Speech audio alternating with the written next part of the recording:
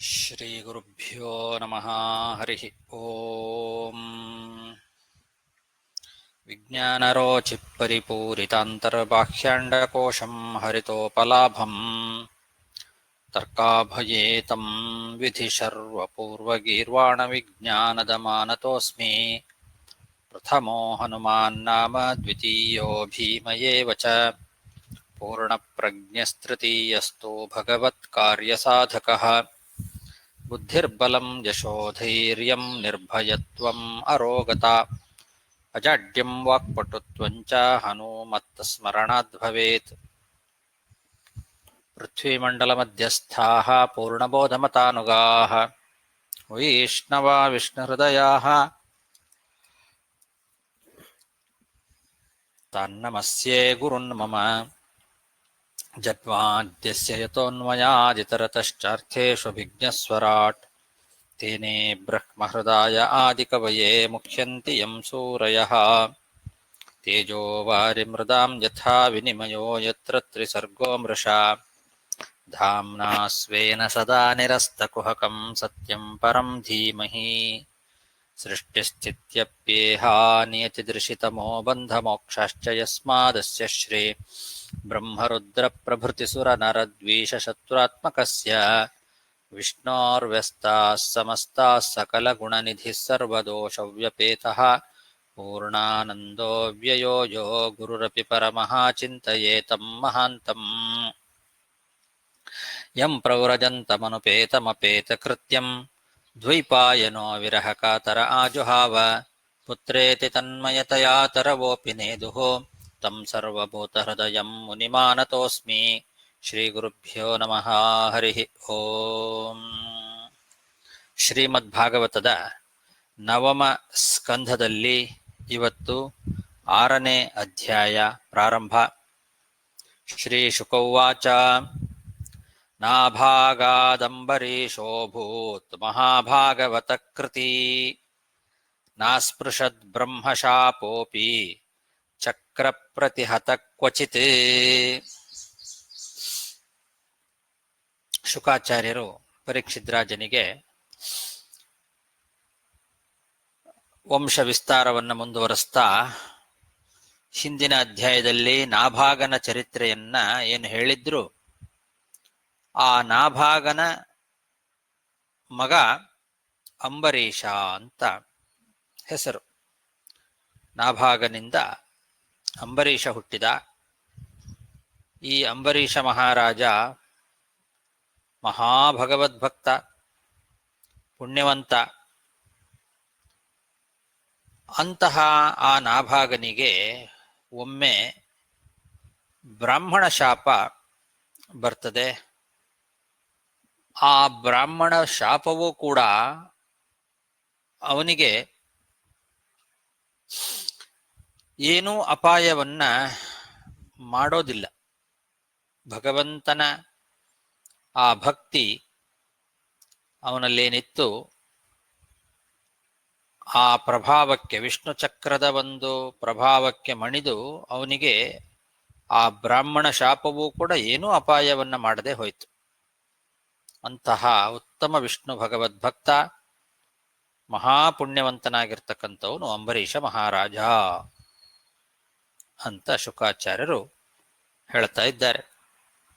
ನಾಭಾಗಾದಂಬರೀಶೋಭೂನ್ ಮಹಾಭಾಗವತ ಕೃತಿ. ನಾಸ್ಪೃಶದ್ ಬ್ರಹ್ಮಶಾಪೋಪಿ ಚಕ್ರ ಪ್ರತಿಹತ ಕ್ವಚಿತ್. ರಾಜೋವಾಚ. ಭಗವನ್ ಶ್ರೋತುಮಿಚ್ಛಾಮಃ ರಾಜರ್ಷೇಸ್ತಸ್ಯ ಧೀಮತಃ. ನ ಪ್ರಾಭೂದ್ಯತ್ರ ನಿರ್ಮುಕ್ತೋ ಬ್ರಹ್ಮದಂಡೋ ದುರತ್ಯಯಃ. ಕೂಡಲೇ ಪರೀಕ್ಷಿತ್ ರಾಜ ಪ್ರಶ್ನೆ ಮಾಡ್ತಾನೆ, ಪೂಜ್ಯರೇ, ಬ್ರಾಹ್ಮಣ ಶಾಪವೂ ಕೂಡ ಅವನಿಗೆ ಏನೂ ಅಪಾಯ ಮಾಡಲಿಲ್ಲ ಅಂತ ಹೇಳಿದ್ರಿ. ಬ್ರಾಹ್ಮಣ ಶಾಪ ಅಂತನ್ನೋದು ಯಾರಿಗೂ ಮೀರ್ಲಿಕ್ಕೆ ಸಾಧ್ಯ ಇಲ್ಲದೆ ಇರೋದು ಅಂತ ನಾನು ಕೇಳಿ ತಿಳ್ಕೊಂಡಿದ್ದೇನೆ. ಅಂತಹ ಬ್ರಾಹ್ಮಣ ಶಾಪ ಅವನ ಮೇಲೆ ಎರಗಿದ್ರೂ ಕೂಡ ಅದು ಕಾರ್ಯಕಾರಿ ಆಗಲಿಲ್ಲ ಅಂತಂದ್ರೆ ಅಂತಹ ಜ್ಞಾನಿಯಾದ ಆ ರಾಜರ್ಷಿಯ ಕಥೆಯನ್ನು ನಾನು ಕೇಳಬೇಕು ಅಂತ ಬಯಸ್ತೇನೆ ಎಂಥ ಮಹಾಜ್ಞಾನಿ ಆಗಿರ್ಬೋದು ಅವನು. ಯಾರಿಗೂ ಮೀರ್ಲಿಕ್ಕೆ ಸಾಧ್ಯ ಇಲ್ಲದೇ ಇರತಕ್ಕಂಥದ್ದು ದುರತ್ಯಯ ಬ್ರಹ್ಮದಂಡ. ಬ್ರಹ್ಮದಂಡ ಅನ್ನೋದು ದುರತ್ಯಯ, ಯಾರಿಗೂ ಮೀರ್ಲಿಕ್ಕೆ ಸಾಧ್ಯ ಇಲ್ಲ. ಅಂಥ ಬ್ರಾಹ್ಮಣ ಶಾಪ ಇವನಿಗೆ ಏನೂ ಮಾಡಲಿಲ್ಲ ಅಂತಂದ್ರೆ ಇವನು ಎಂಥ ಮಹಾಜ್ಞಾನಿ ಆಗಿರಬೇಕು. ಹಾಗಾಗಿ ಅಂಥ ರಾಜರ್ಷಿಯಾದ ಅಂಬರೀಷ ಮಹಾರಾಜನ ಚರಿತ್ರೆಯನ್ನ ನಾನು ಕೇಳಬೇಕು, ತಾವು ಹೇಳ್ರಿ ಅಂತ ಪರೀಕ್ಷಿತ್ ರಾಜ ಪ್ರಶ್ನೆ ಮಾಡ್ತಾನೆ.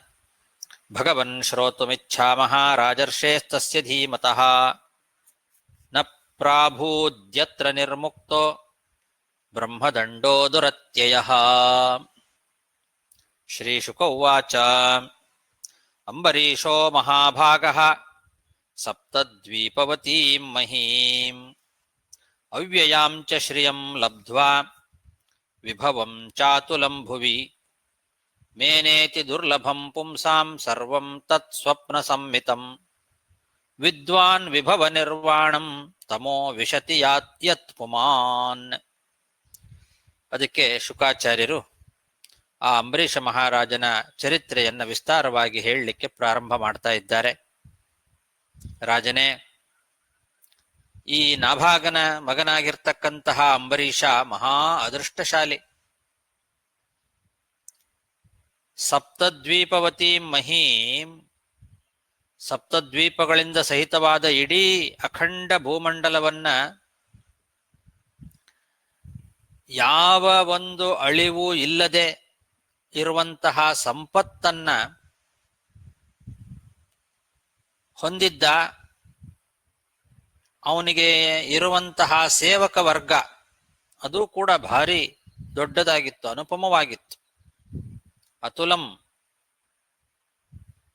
ವಿಭವಂ, ಅನುಪಮವಾಗಿರ್ತಕ್ಕಂತಹ ಸೇವಕ ವರ್ಗನೂ ಇತ್ತು. ಎಲ್ಲವನ್ನೂ ಪಡ್ಕೊಂಡಿದ್ರೂ ಕೂಡ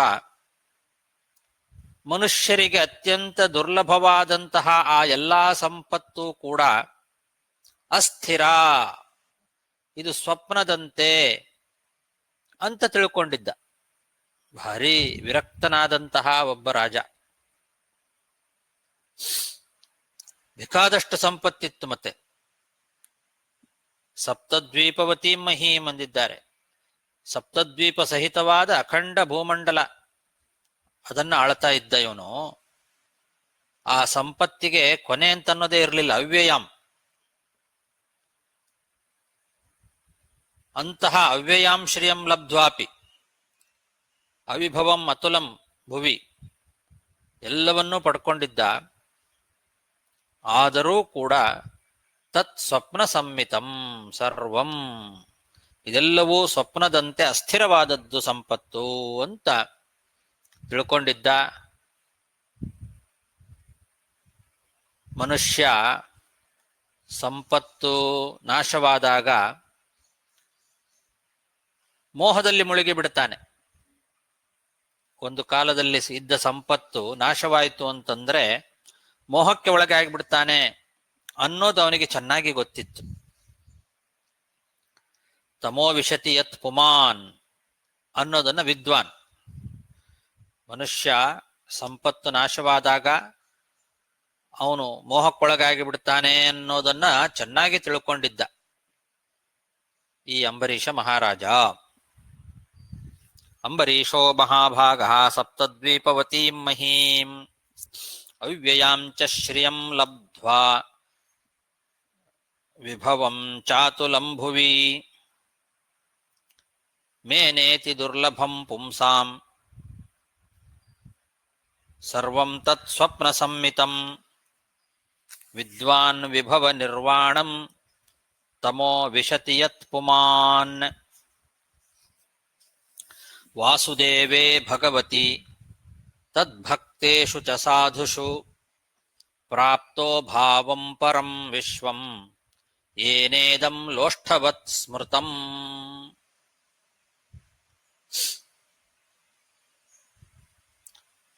ಭಗವಂತನಲ್ಲಿ ಒಳ್ಳೆ ಭಕ್ತಿ ಇತ್ತು.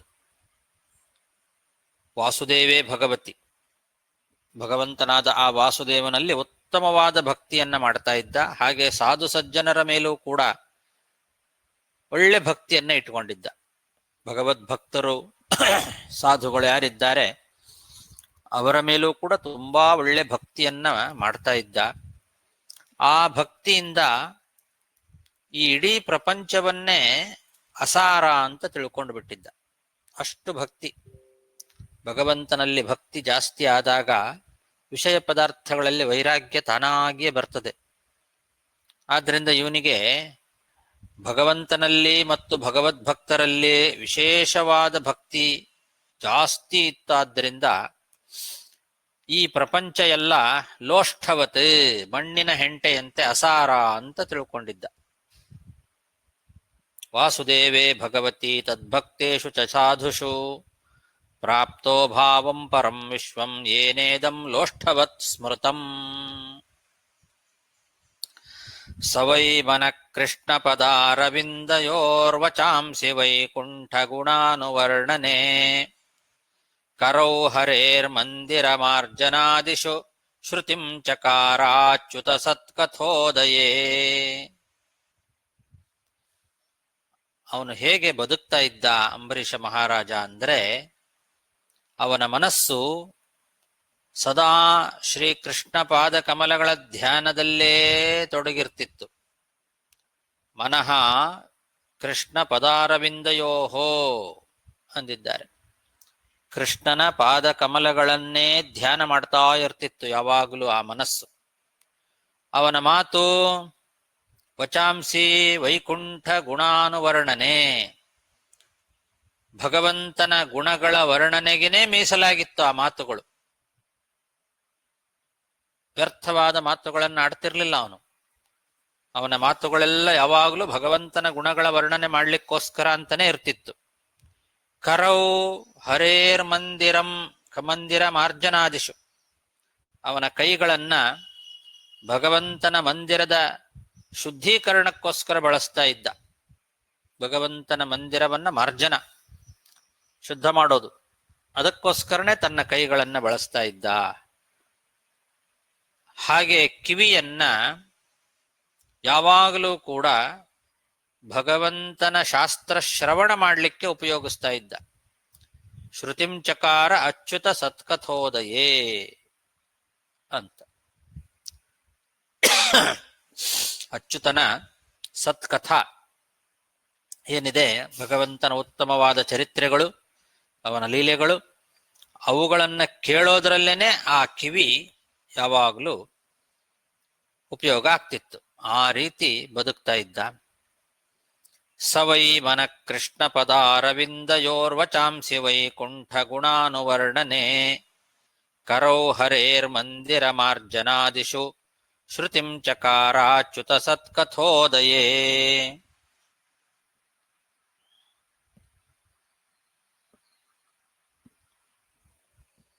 ಮುಕುಂದಲಿಂಗಾಲಯ ದರ್ಶನೆ ದೃಶೌ ತದ್ಭೃತ್ಯ ಗಾತ್ರ ಸ್ಪರ್ಶೇಂಗ ಸಂಗಂ ಘ್ರಾಣಂಚ ತತ್ಪಾದ ಸರೋಜ ಸೌರಭ ಶ್ರೀಮತ್ತುಲಸ್ಯಾಂ ರಸನಾಂ ತದರ್ಪಿತೇ. ಕಣ್ಣುಗಳನ್ನ ಭಗವಂತನ ವಿಗ್ರಹಗಳನ್ನ, ಭಗವಂತನ ಆಲಯಗಳನ್ನ ನೋಡೋದ್ರಲ್ಲೇನೆ ತೊಡಗಿಸಿರ್ತಿದ್ದ. ಅವನ ಕಣ್ಣುಗಳು ಭಗವಂತನ ದರ್ಶನ ಮಾಡೋದು, ಭಗವಂತನ ಮಂದಿರದ ದರ್ಶನ ಮತ್ತು ಭಗವಂತನ ಮೂರ್ತಿಯ ದರ್ಶನ. ಮುಕುಂದ ಲಿಂಗಾಲಯ ದರ್ಶನೆ ಅಂದಿದ್ದಾರೆ. ಮುಕುಂದನ ಲಿಂಗ ಅಂತಂದ್ರೆ ಪ್ರತಿಮೆಗಳು, ಆಲಯ ಅಂತಂದ್ರೆ ಮಂದಿರಗಳು, ಭಗವಂತನ ಮಂದಿರ, ದೇವಸ್ಥಾನ. ಅವುಗಳನ್ನ ದರ್ಶನ ಮಾಡೋದಕ್ಕೋಸ್ಕರನೇ ತನ್ನ ಕಣ್ಣುಗಳನ್ನ ಮೀಸಲಾಗಿ ಇಟ್ಟಿದ್ದ. ಮುಕುಂದನ ಲಿಂಗ ಅನ್ನೋದಕ್ಕೆ ಛಲಾರಿಯಲ್ಲಿ ಶಂಖ, ಚಕ್ರ ಮೊದಲಾದಂತಹ ಲಿಂಗಗಳು, ಭಗವಂತನ ಲಿಂಗಗಳು ಅಂದ್ರೆ ಶಂಖಚಕ್ರಾದಿಗಳು, ಅವನನ್ನ ತಿಳಿಸಿಕೊಡುವಂತಹ ವಿಧಾನಗಳು ಅವೆಲ್ಲ, ಅವುಗಳನ್ನ ದರ್ಶನ ಮಾಡೋದ್ರಲ್ಲೇನೆ ಇತ್ತು. ಹಾಗೆ ಆಲಯ ಅಂತ. ಮುಕುಂದಲಿಂಗಾನಾಂ ವೆಂಕಟೇಶ ಪ್ರತಿಮಾದೀನಾಂ ಆಲಯಾಹ ಸ್ಥಾನಾನಿ ವೆಂಕಟೇಶಾದಿ ಕ್ಷೇತ್ರಾಣಿ ಅಂತ ಕೊನೆಗೆ ಅದನ್ನ ವ್ಯಾಖ್ಯಾನ ಮಾಡಿದ್ದಾರೆ. ಭಗವಂತನ ವೆಂಕಟೇಶ ಮೊದಲಾದಂತಹ ಪ್ರತಿಮೆಗಳು ಮತ್ತು ಅವನ ಆ ವೆಂಕಟೇಶಾದಿ ಕ್ಷೇತ್ರ ದರ್ಶನ ಸ್ಥಾನಗಳು ಅವುಗಳನ್ನು ನೋಡೋದರಲ್ಲೇನೆ ತನ್ನ ಕಣ್ಣುಗಳನ್ನು ಮೀಸಲಾಗಿಟ್ಟಿದ್ದ. ತ್ವಗೀಂದ್ರಿಯವನ್ನ ಭಗವಂತನ ದಾಸರು ಏನಿದ್ದಾರೆ ಅವರ ಅಂಗಸಂಗಕ್ಕೆ ಮೀಸಲಾಗಿಟ್ಟಿದ್ದ.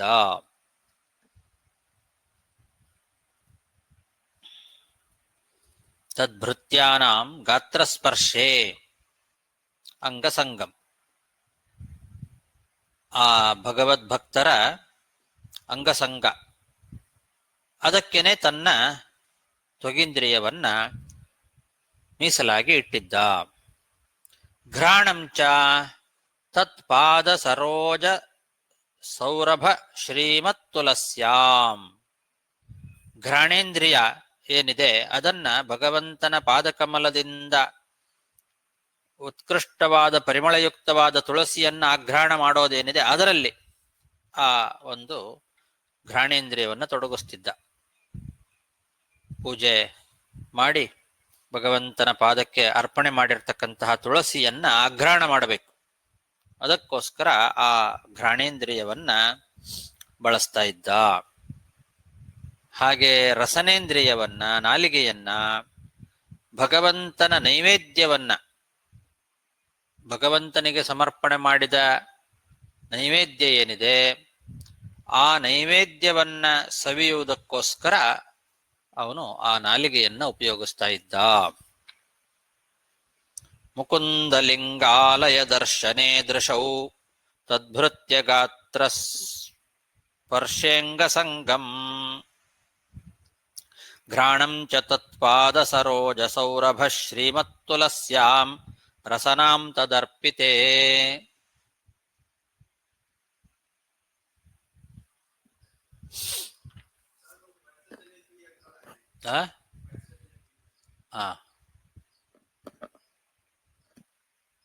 ಒಂದು ನಿಮಿಷ.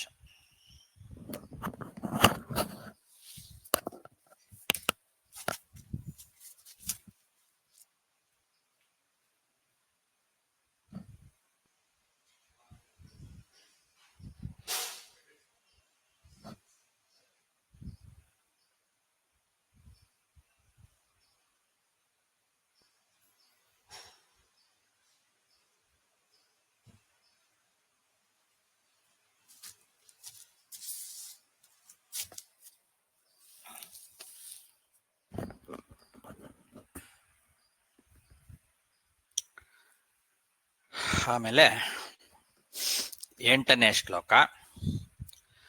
ಪಾದೌ ಹರೇ ಕ್ಷೇತ್ರ ಪದಾನುಸರ್ಪಣೆ ಶಿರೋ ಹೃಷಿಕೇಶ ಪದಾಭಿವಂದನೆ ಕಾಮಂ ತು ದಾಸ್ಯೇನ ತು ಕಾಮಕಾಮ್ಯಯ ತಥೋತ್ತಮ ಶ್ಲೋಕ ಜನಾಶ್ರಯಾಂ ರತಿಂ. ತನ್ನ ಪಾದಗಳನ್ನ ಭಗವಂತನ ಕ್ಷೇತ್ರದ ಮಾರ್ಗವನ್ನ ತುಳಿಲಿಕ್ಕೆ ಬಳಸ್ತಾ ಇದ್ದ. ಕ್ಷೇತ್ರಗಳಿಗೆ ಹೋಗಲಿಕ್ಕೆ ಆ ಪಾದಗಳನ್ನ ಬಳಸ್ತಿದ್ದ ಅಂತ ಅರ್ಥ. ತೀರ್ಥಯಾತ್ರೆ ತೀರ್ಥಕ್ಷೇತ್ರಗಳಿಗೆ ಹೋಗ್ಲಿಕ್ಕೋಸ್ಕರ ಆ ಪಾದಗಳನ್ನ ಬಳಸ್ತಾ ಇದ್ದ.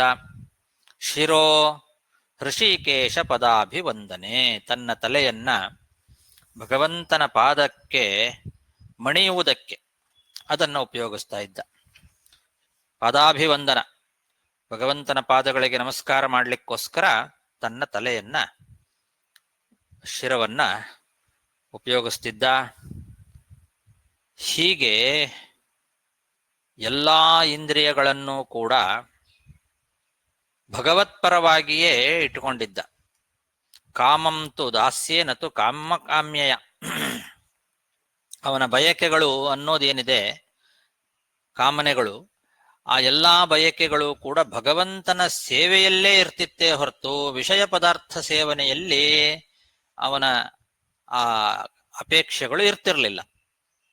ಅಂತರ್ಥ. ಕಾಮಂ ನತು ಕಾಮಕಾಮ್ಯಯ, ವಿಷಯ ಪದಾರ್ಥಗಳ ಕಾಮನೆಯಲ್ಲಿ ಇರ್ತಿರ್ಲಿಲ್ಲ ಅವನ ಅಪೇಕ್ಷೆ. ಯಾವಾಗಲೂ ಭಗವಂತನ ಸೇವೆಯಲ್ಲೇ ಅವನ ಅಪೇಕ್ಷೆ ಇರ್ತಿತ್ತು. ಅದರಲ್ಲೇ ಅವನಿಗೆ ಸುಖ. ಉತ್ತಮ ಶ್ಲೋಕ ಜನಾಶ್ರಯಾಂ ರತಿಂ, ಭಗವದ್ಭಕ್ತರ ಸಂಘ ಏನಿದೆ ಅದರಲ್ಲೇ ಸುಖಾನುಭವವನ್ನು ಕಂಡುಕೊಳ್ತಿದ್ದ. ಉತ್ತಮ ಶ್ಲೋಕ ಜನರೇನಿದ್ದಾರೆ ಭಗವದ್ಭಕ್ತರು, ಆ ಭಗವದ್ಭಕ್ತರ ಜೊತೆಯಲ್ಲಿ ಒಡನಾಟ ಏನಿದೆ ಅದರಲ್ಲೇ ಅವನಿಗೆ ಆನಂದ, ಅದರಲ್ಲೇ ಸುಖವನ್ನು ಕಾಣಿಸ್ಕೊಳ್ತಿದ್ದ.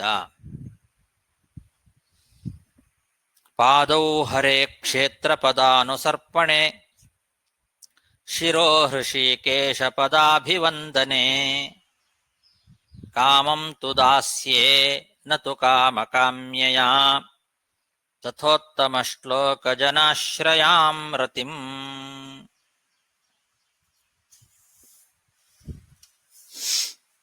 ಏವಂ ಸದಾ ಕರ್ಮ ಕಲಾಪಮಾತ್ಮನಃ ಪರೇಧಿ ಯಜ್ಞೇ ಭಗವತ್ಯಧೋಕ್ಷಜೇ, ಸರ್ವಾತ್ಮಭಾವಂ ವಿದಧನ್ ಮಹೀಮಿಮಾಂ ತನ್ನಿಷ್ಠ ವಿಪ್ರಾಭಿಹಿತ ಶಶಾಸಃ.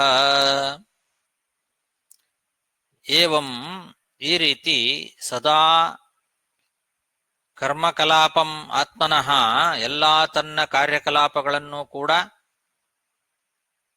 ಯಜ್ಞ ಪುರುಷನಾದಂತಹ ಭಗವಂತನಾದ ಅಧೋಕ್ಷಜನಿಗೇನೆ ಸಮರ್ಪಣೆ ಮಾಡಿಬಿಟ್ಟಿದ್ದ.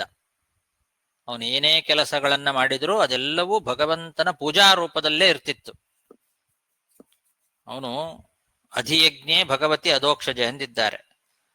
ಅಧಿಯಜ್ಞ ಭಗವಂತನಾದ ಅಧೋಕ್ಷಜ ಯಜ್ಞಪುರುಷ, ಯಜ್ಞಪುರುಷನಾದ ಭಗವಂತನ ಅಧೋಕ್ಷಜನಿಗೇನೆ ಸಮರ್ಪಣೆ ಮಾಡಿದ್ದ. ಅಧೋಕ್ಷಜ ಅಂತಂದ್ರೆ ಎಲ್ಲಾ ಇಂದ್ರಿಯಗಳ ನಿಯಾಮಕ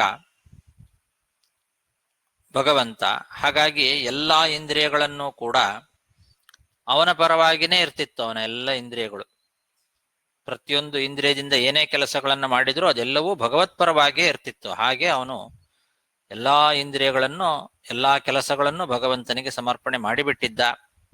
ಸರ್ವಾತ್ಮನ ಭಗವಂತನಲ್ಲಿ ಭಕ್ತಿಯನ್ನ ಮಾಡ್ತಾ ಇದ್ದ. ಅವನ ಭಕ್ತರು ಯಾರಿದ್ದಾರೆ, ಭಗವದ್ಭಕ್ತರು, ಋಷಿಮುನಿಗಳು, ಅವರು ಹೇಗೆ ಹೇಳ್ತಾರೋ ಹಾಗೆ ರಾಜ್ಯ ಭಾರವನ್ನ ಮಾಡ್ತಾ ಇದ್ದ. ಎಲ್ಲ ಋಷಿಮುನಿಗಳು ಹೇಗೆ ಹೇಳ್ತಾರೋ ಹಾಗೆ ರಾಜ್ಯಭಾರ ನಡೆಸ್ತಾ ಇದ್ದ. ತನ್ನಿಷ್ಠ ವಿಪ್ರ ಅಭಿಹಿತ ಶಶಾಸಃ, ಈ ಭೂಮಿಯನ್ನ ಆ ರೀತಿ ಋಷಿಮುನಿಗಳ ಸಲಹೆಯಂತೆ ಆಳ್ತಾ ಇದ್ದ. ಭಗವದ್ಭಕ್ತರಾದ ಋಷಿಮುನಿಗಳು ಏನು ಹೇಳ್ತಾರೋ ಹಾಗೆ ರಾಜ್ಯಭಾರದ ಎಲ್ಲ ಕೆಲಸಗಳು ನಡೀತಾ ಇತ್ತು.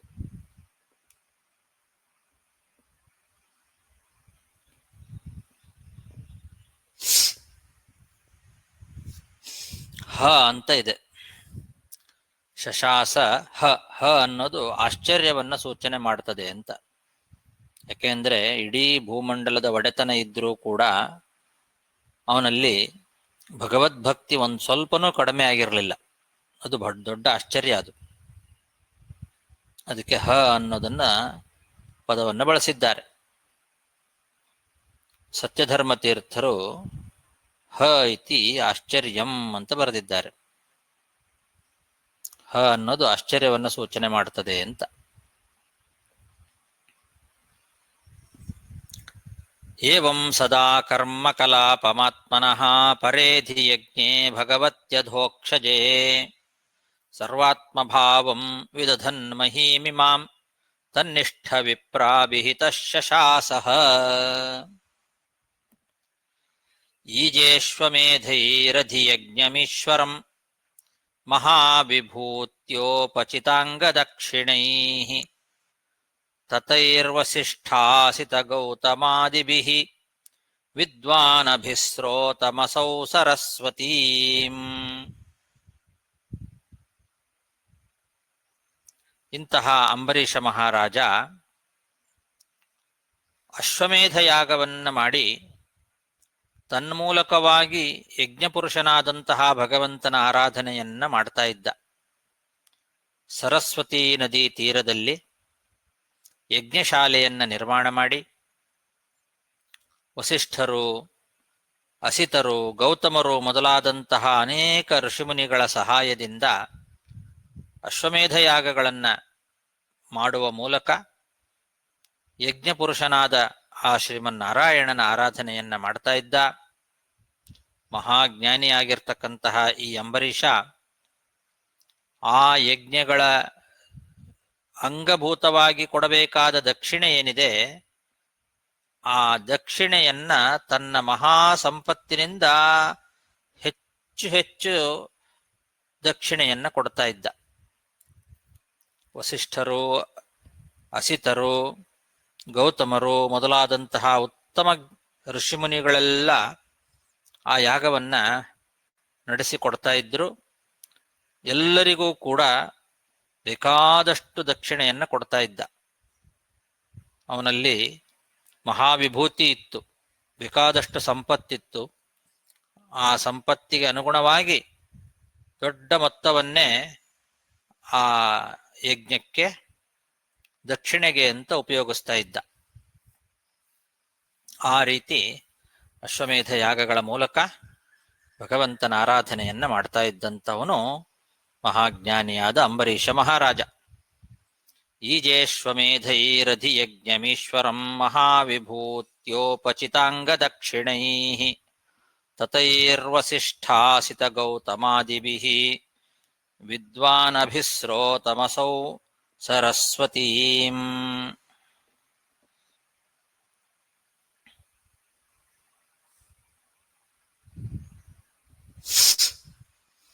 ಯಸ್ಯ ಕ್ರತುಷು ಗೀರ್ವಾಣೈಃ ಸದಸ್ಯಾ ಋತ್ವಿಜೋ ಜನಾಃ ತುಲ್ಯರೂಪಾಶ್ಚ ನಿಮಿಷಾಃ ವ್ಯದೃಶ್ಯಂತ ಸುವಾಸಸಃ.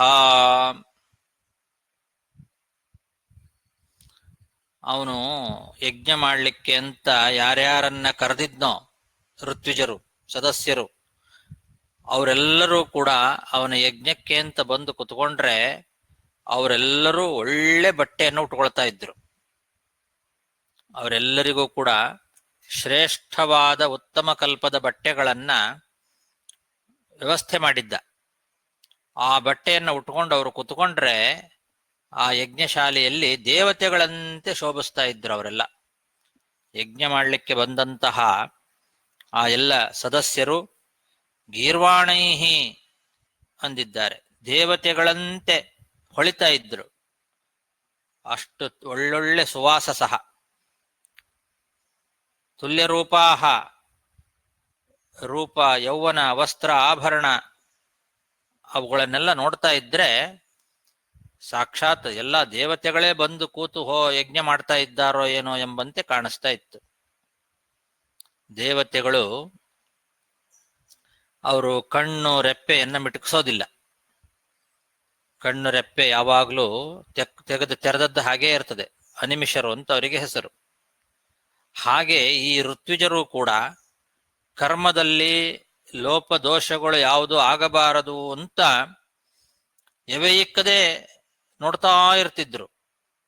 ಅಷ್ಟು ನಿಷ್ಠೆ ಇತ್ತು ಅವರಿಗೆ ಅಂತ ಅರ್ಥ.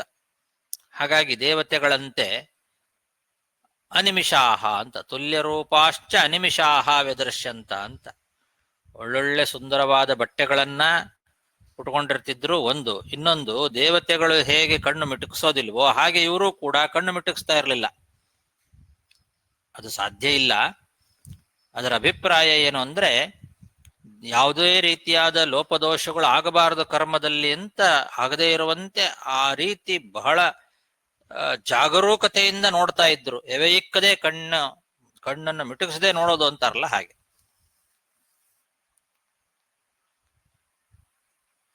ಬಹಳ ಆಶ್ಚರ್ಯದಿಂದ ದರ್ಶನ ಮಾಡ್ತಿದ್ರು, ಕಣ್ಣನ್ನು ಮುಚ್ಚದೆ ನೋಡ್ತಾ ಇದ್ರು ಅಂತ ಆ ಅಭಿಪ್ರಾಯದಲ್ಲಿ ಹೇಳಿದ್ದಾರೆ.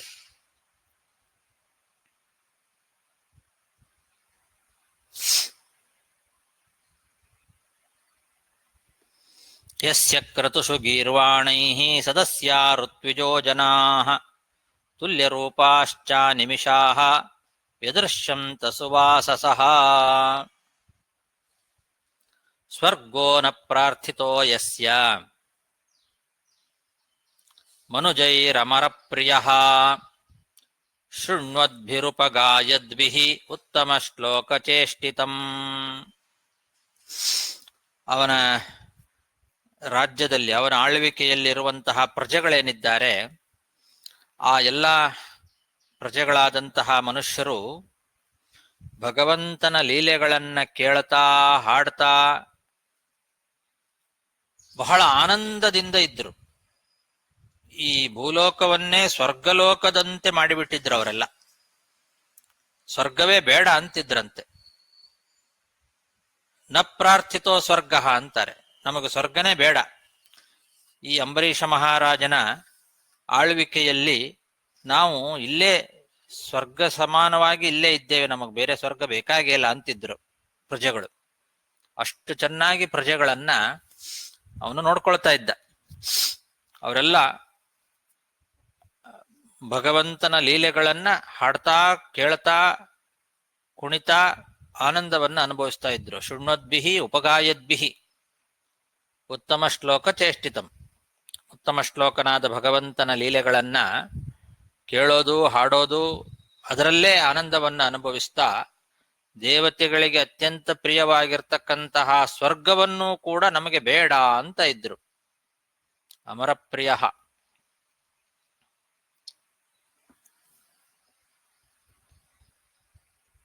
ಸ್ವರ್ಗ ಅಂತನ್ನೋದು ಅಮರಪ್ರಿಯ, ದೇವತೆಗಳಿಗೆ ಅತ್ಯಂತ ಪ್ರೀತಿ ಪಾತ್ರವಾದದ್ದು. ಅಂತಹ ಸ್ವರ್ಗವನ್ನು ಕೂಡ ನ ಪ್ರಾರ್ಥಿತ, ಬೇಡ ನಮಗೆ ಸ್ವರ್ಗ ಅಂತಿದ್ರು. ಅಷ್ಟು ಸುಖ ಅವರಿಗೆ ಇಲ್ಲೇ ಸಿಗ್ತಾ ಇತ್ತು. ಆ ರೀತಿ ಜನರನ್ನ ಚೆನ್ನಾಗಿ ನೋಡ್ಕೊಳ್ತಾ ಇದ್ದ ಅಂಬರೀಷ ಮಹಾರಾಜ.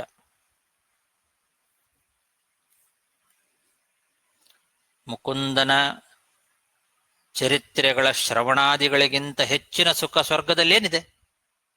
ಬೇಡ ನಮಗೆ ಅಂತ ಸ್ವರ್ಗ ಅಂತ. ಸ್ವರ್ಗೋ ನ ಪ್ರಾರ್ಥಿತೋ ಯಸ್ಯ ಮನುಜೈರಮರ ಪ್ರಿಯ ಶೃಣ್ವದ್ಭಿರುಪಗಾಯದ್ಭಿಃ ಉತ್ತಮ ಶ್ಲೋಕ ಚೇಷ್ಟಿತಂ. ಸಮೃದ್ಧಾ ಯಸ್ಯ ನೋ ಕಾಮಾಃ ಸ್ವರಾಜ್ಯ ಪರಿಭಾವಿತಾಃ ದುರ್ಲಭಾ ಅಪಿ ಸಿದ್ಧಾನಾಂ ಮುಕುಂದಂ ಹೃದಿ ಪಶ್ಯತಃ.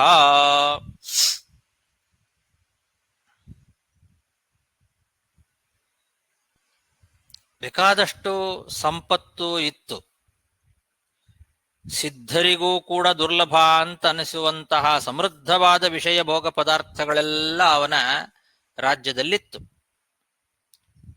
ಎಂಥ ವಿಷಯ ಭೋಗ ಪದಾರ್ಥಗಳು ಅಂದ್ರೆ ಅದು ಸಿದ್ಧಾನಾಮಪಿ ದುರ್ಲಭಾಹ ಅಂದಿದ್ದಾರೆ.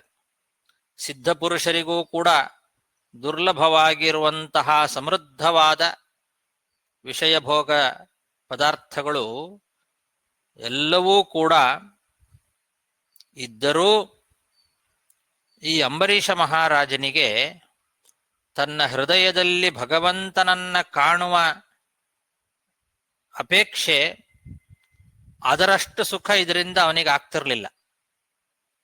ಭಗವಂತನನ್ನ ಏನು ಹೃದಯದಲ್ಲಿ ಕಂಡು ಆನಂದ ಅನುಭವಿಸ್ತಾ ಇದ್ದ,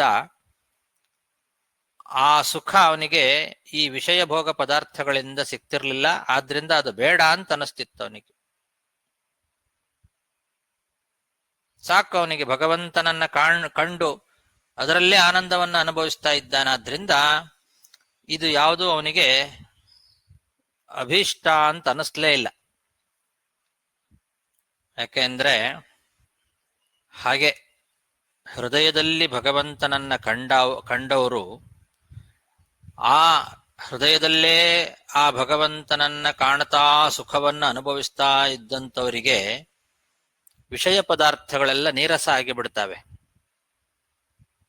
ಆ ಸ್ವರೂಪ ಸುಖದ ಮುಂದೆ ಈ ವಿಷಯ ಪದಾರ್ಥಗಳ ಸುಖ ಅಂತನ್ನೋದು ನೀರಸ ಆಗಿಬಿಡತ್ತೆ. ಹಾಗಾಗಿಬಿಟ್ಟಿತ್ತು ಅವನಿಗೆ.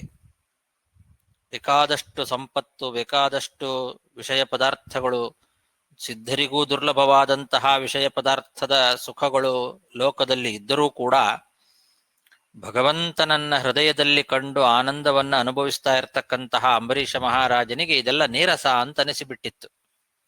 ವಿಷಯ ಪದಾರ್ಥಗಳ ಸುಖ.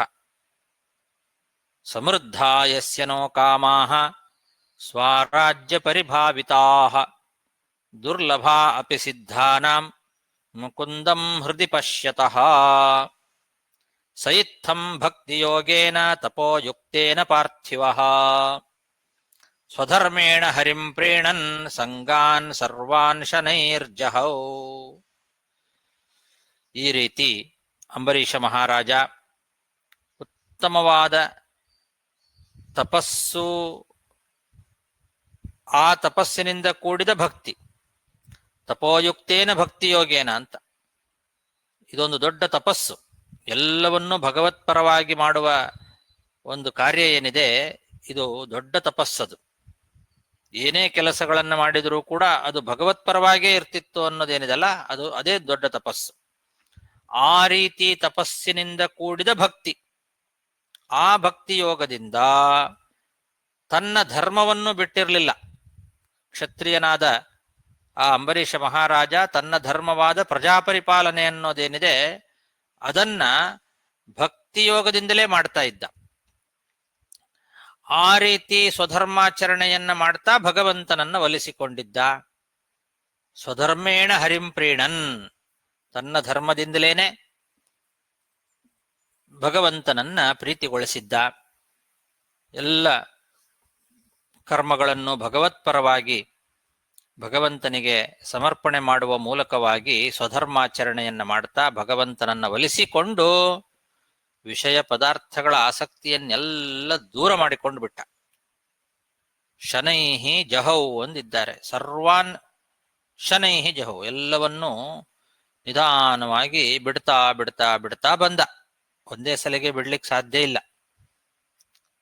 ವೈರಾಗ್ಯ ಬೇಕು, ವಿಷಯ ಪದಾರ್ಥಗಳಲ್ಲಿ ವೈರಾಗ್ಯ ಸಂಪಾದನೆ ಮಾಡ್ರಿ ಅಂತ ಹೇಳೋದು ಸುಲಭ, ಆದ್ರೆ ಅದನ್ನು ಬಿಡೋದು ಬಹಳ ಕಷ್ಟ ಇದೆ. ಒಂದೇ ಸಲಿಗೆ ಎಲ್ಲ ಬಿಡ್ಲಿಕ್ಕಾಗಲ್ಲ. ಅದಕ್ಕೆ ಶನೈಹಿ, ನಿಧಾನವಾಗಿ ಬಿಡಬೇಕು, ಒಂದೊಂದಾಗಿ ಒಂದೊಂದಾಗಿ ಬಿಡ್ತಾ ಬರಬೇಕು. ಹಾಗೆ ಇವನೇನ್ ಮಾಡ್ದ, ಶನೈಹಿ ಶನೈಹಿ, ಒಂದೊಂದಾಗಿ ಒಂದೊಂದಾಗಿ ಎಲ್ಲ ಬಿಡ್ತಾ ಬಿಡ್ತಾ ಬಿಡ್ತಾ ಸರ್ವ ಅನ್ನಂದಿದ್ದಾರೆ. ಕೊನೆಗೆ ಎಲ್ಲ ವಿಷಯಾಸಕ್ತಿಯನ್ನು ಬಿಟ್ಟೇ ಬಿಟ್ಟ. ಅದರಲ್ಲೇ ಸ್ವಧರ್ಮೇಣ ಭಗವನ್ ಪ್ರೇಣನ್,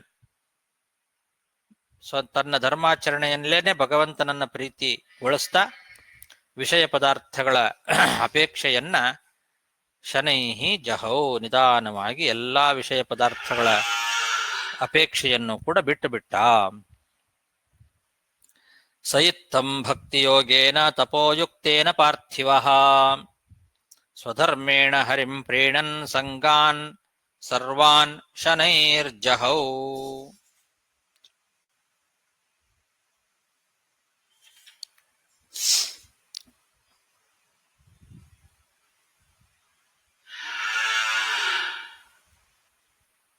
ಸಾಕು, ಅಲ್ಲಿಗೆ 14 ಶ್ಲೋಕ ಆಯಿತು.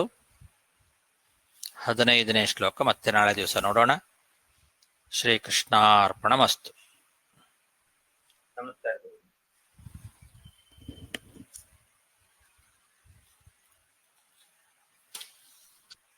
ಹರೇ ಶ್ರೀನಿವಾಸ.